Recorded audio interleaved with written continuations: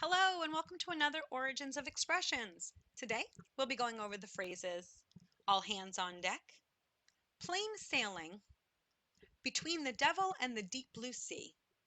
What do they all have in common? They're all phrases and idioms around nautical themes. Let's go ahead and jump right into work and start this video.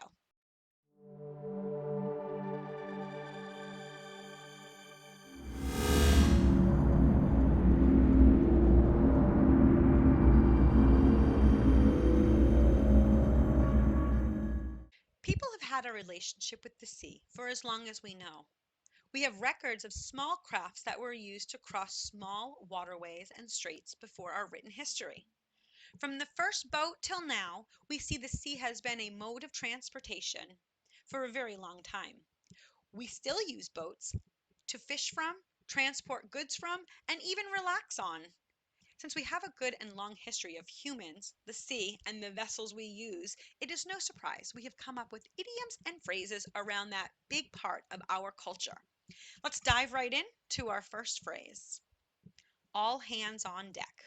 All hands on deck is a phrase that has been said to be used since about the 1700s. It is a naval expression that has migrated into common use. In this phrase, the word hands refer to the sailor on the ship, and the deck is the uppermost tier of the ship. All hands on deck is a call for all members of the ship's crew to come to the deck, usually in a time of crisis. As time went on, this changed to anyone and everyone available to help with a problem or a call for people to help, not just on a ship, but anywhere we needed help. The first written history happened much later than the oral phrase. It was first written in J.G. Bissett's Sail Ho in 1958. It read, "But did his work by day and could sleep all night, unless he was turned out by the cry of all hands on deck to help with handling sails in an emergency." Today we still use this phrase when we need everyone around us to help out when something needs to be done and done quickly. An example sentence is, "With only a half an hour to get everything ready, it was all hands on deck." Well, let's not disturb them so they can carry on and get things done in 30 minutes. We'll head right over to our next phrase. Plain sailing. Plain sailing means to be an untroubled task or an easy task. It is a nautical term that meant sailing is easy and uncomplicated. This phrase started out many years ago when the majority of people thought the earth was flat and not round. The term was used as plain sailing to represent the ocean being flat, so a route from one place to another did not take into the curvature of the planet. Instead, it was flat, plain ocean. Now we spell it plain in the sense of ordinary or uncomplicated. This way of writing shows that the task will be easy and uncomplicated.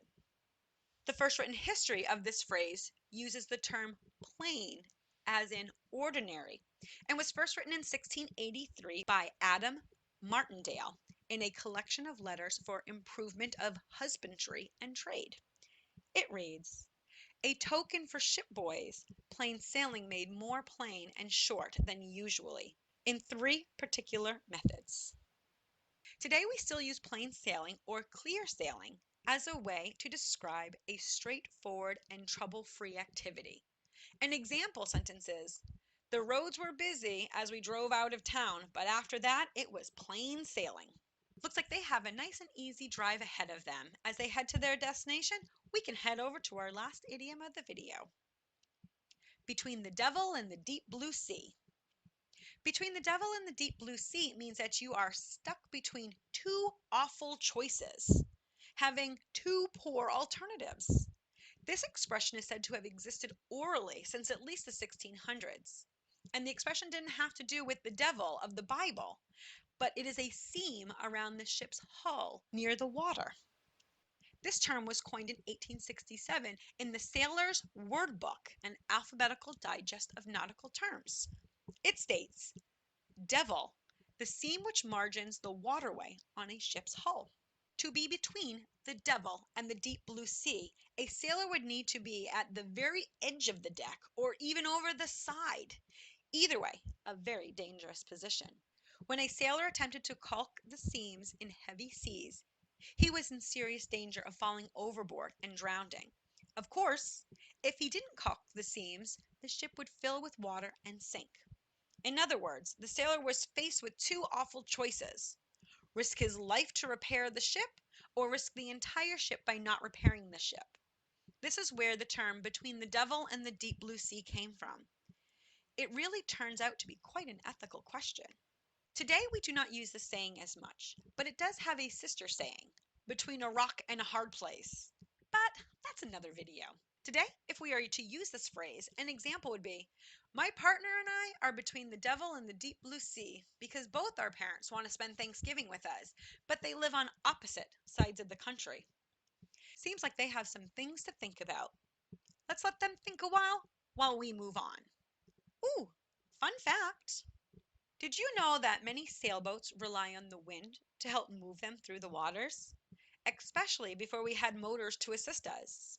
Yep, sailboats today and other ships that use sails rely on the winds to be their motors. The ideal wind speed is between 8 and 12 knots. If you are a beginner, 5 to 8 knots are ideal, but anything under 5 starts to feel tedious and slow. But if you are a ship who wants to move fast and you are near the equator, you want to get into those ocean superhighways called the trade winds. These wind roads were named after trade, being the Middle English word for track or path. So we got the trade winds.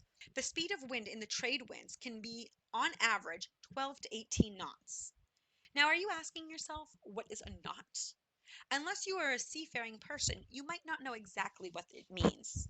Have no fear, I am here for you. The term knot dates back to the 17th century when sailors measured the speed of their ships by using a device called a common log. This device was a coil of rope with uniformly spaced knots tied in it, attached to a piece of wood shaped like a slice of pie. The piece of wood was lowered from the back deck of the ship and allowed to float behind it. The line was allowed to pay out freely from the coil as the piece of wood fell behind the ship for a specific amount of time. When the specific time had passed, the line was pulled in and the number of knots on the rope between the ship and the wood were counted. The speed of the ship was said to be the number of knots counted. One knot is the equivalent of about 1.5 miles per hour or 1.85 kilometers per hour. Well, that's kind of a neat fact, huh? Well, that's the information I have for you today. I hope you enjoyed learning about where our idioms and phrases come from. If you did, I would love to have you subscribe to the channel. It's free and easy, just like plain sailing. Just hit that subscribe button. I'd really appreciate it. Oh yeah, quick question before you go. Do you know any other idioms or phrases around other nautical themes? Or maybe you know other idioms or phrases on an entirely different subject. I would love to see them. Leave them in the comments below. And if I use one of your phrases, I'll give you a shout out. Thank you again for watching and subscribing. I really appreciate your support. Until next time, bye.